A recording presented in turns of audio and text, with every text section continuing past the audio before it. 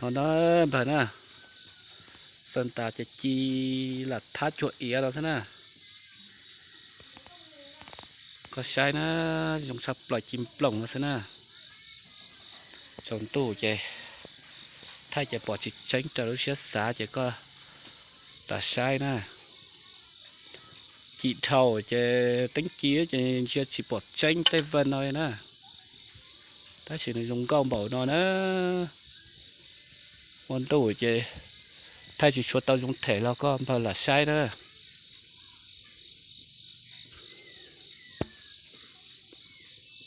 chị thầu chứ thay chỉ bỏ thế na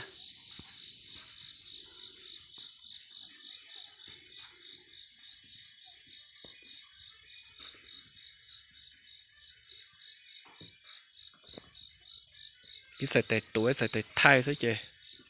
thay chỉ chuột tao sẽ xả nè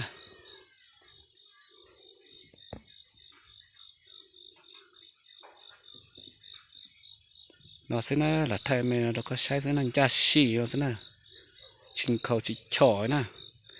แต่อยู่ถอจะจิ้มปล่งแล้วซะก็มันจะเส้นเตาจะลงนอซะนะ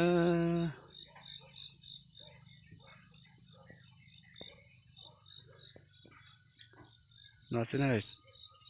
ถ้าจิปอดจิ้งแท้จะก็ละใช้นอนะ